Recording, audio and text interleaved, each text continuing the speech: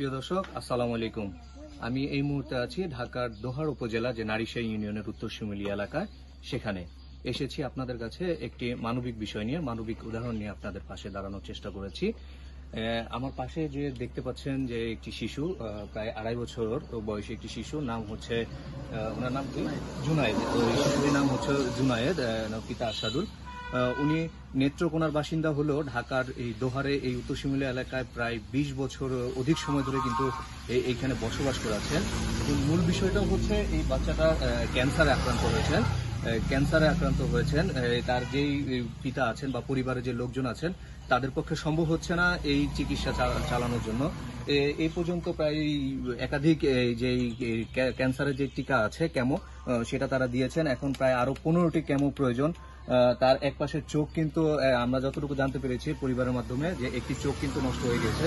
এই চোখটিকে উপড়ে ফেলে তারপরে বাকি যে 15টি কেমো আছে সেটা দিতে হবে। আর এর জন্য কিন্তু অনেক টাকার প্রয়োজন, প্রায় 3 লাখ টাকার অধিক কিন্তু প্রয়োজন, যা এই পরিবারের পক্ষে পরিচালনা করা সম্ভব নয়। পরিবারটি কিন্তু এই যে আসাদুল ভাই আছেন, উনি কিন্তু আসলে রিক্সা চালিয়ে কিন্তু তার পরিবারকে তিনি চালাচ্ছেন। তাই এই রিক্সা চালক পরিবারের পক্ষে কিন্তু তার এই বাচ্চার এই চিকিৎসাটা বহন করা সম্ভব না। তো আমরা এখানে এসেছিলাম, এসে স্থানীয় কিছু যুব সমাজের সাথে কথা বলেছি। তারা কিন্তু ইতিমধ্যে এই আসাদুল ভাইয়ের পাশে এসে দাঁড়িয়েছেন। তারা কিন্তু তাদের সাধ্য অনুযায়ী চেষ্টা করছেন সমাজের বিত্তবান যারা আছেন তাদের কাছ থেকে কিছু কালেকশন করে তাকে দেওয়ার জন্য, তার চিকিৎসা বাড়ানোর জন্য। আমি এই মুহূর্তে এই এলাকার কিছু যুব সমাজ আছেন, আসলে তাদের কাছে একটু জানতে চাইবো যে আসলে বিস্তারিতটা জানতে চাইবো। আসলে ভাই, এই আপনারা তো আসাদুল ভাইকে চিনেন। আমরা এসে যতটুকু জানতে পারলাম যে এর চিকিৎসা খরচ আপনারা আশেপাশের যুব সমাজ যারা আছেন তারা চেষ্টা করছেন। যে আসলে একটু যদি বলতেন যে বাচ্চাটার কি হয়েছে এবং কিভাবে তার এই সুস্থ জীবন ফিরে আসতে পারে, যদি একটু বলতেন। আমরা তাকে অনেকদিন ধরে চিনি, আমাদের সাথে এখানে আমাদের বাসায় এখানে থাকে। হ্যাঁ, তো এই বাচ্চাটা 2.5 বছর জুনায়েদ, ওর চোখে প্রথমত টিউমার হয়, টিউমার থেকে এখন ক্যান্সার আক্রান্ত হয়ে গেছে। তো সবাই আমাদের এলাকায় সহযোগিতা করতেছে।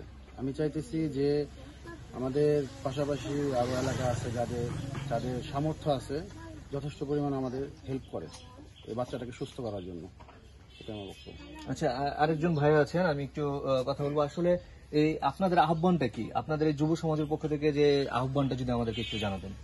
আমাদের যুব সমাজের পক্ষ থেকে আমরা যতটুকু পারি সহযোগিতা করছি, বা আরো এলাকায় বিদ্যমান যারা আছে তারা যাতে পাশে দাঁড়ায়, সহযোগিতা করে, এটা আমরা চাইতে আছি। হে অনেক বছর যাবৎ এই এলাকায় বসবাস করে, তার পক্ষে সম্ভব না।